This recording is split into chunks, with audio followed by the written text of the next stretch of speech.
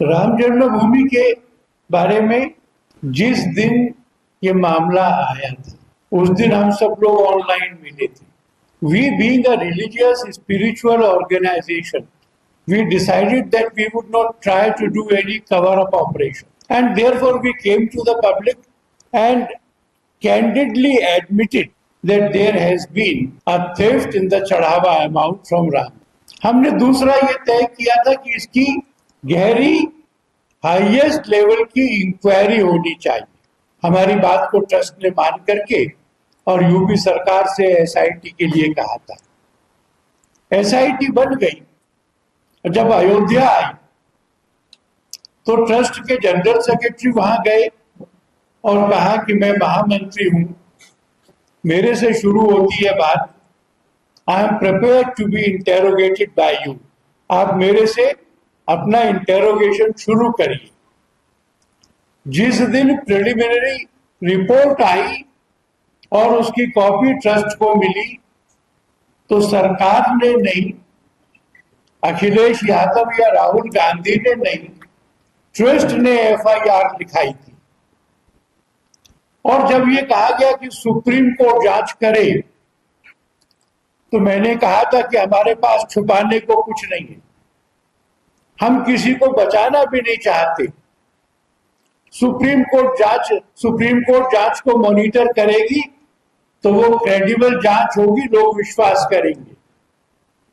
और supreme court अब उसको मॉनिटर कर रही है। जितने लोगों पर आरोप है उन सब के खिलाफ जो जांच होनी चाहिए हो रही है, और जो भी दोषी पाएगा फास्ट ट्रैक कोर्ट में मुकदमा चलना चाहिए।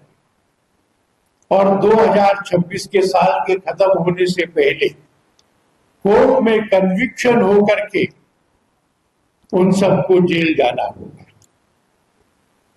पर मैं ये भी कहना चाहता हूं कि ये राजनीति का मामला नहीं है। एक आईजी लेवल का आदमी एसआईटी का प्रमुख सुप्रीम कोर्ट ने बनाया है, सुप्रीम कोर्ट मॉनिटर कर रही है।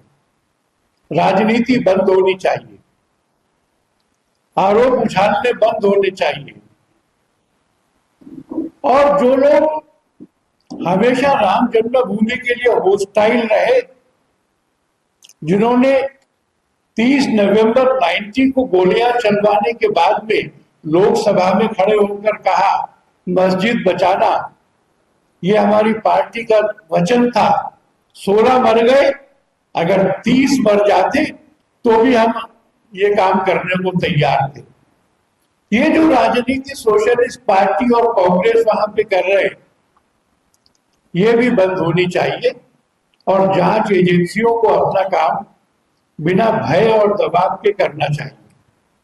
कुछ लोगों ने कहा था कि चंपत राय जी महामंत्री हैं और अगर वो कंटिन्यू करते हैं अपनी पोस्ट पर तो वो गवाहों को प्रभावित कर सकते हैं, एविडेंस के साथ टेम्पर कर सकते हैं। चंपत राय जी ने, अनिल मिश्रा जी ने स्वेच्छा से त्याग पत्र दिया और इसलिए हम सबको जांच के परिणाम की प्रतीक्षा करनी चाहिए। ये भी कहा जा रहा था कि 200 करोड़ है कि 2000 करोड़ है कि 20,000 करोड़ है। सोने जो चांदी की ईंटें थी, सिल्वर ब्रिक्स, जो पाक भुजुंडी थे, जो गोल्ड का रामचरितमानस था, वो वहां से चोरी हो गया है। ट्रस्ट ने एक प्रेस स्टेटमेंट निकाल करके ये स्पष्ट किया है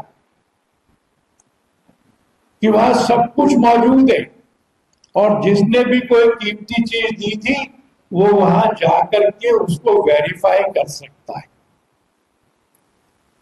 तो हम उम्मीद करेंगे कि हम 2026 में अपराधियों को जेल जाते हुए देखें।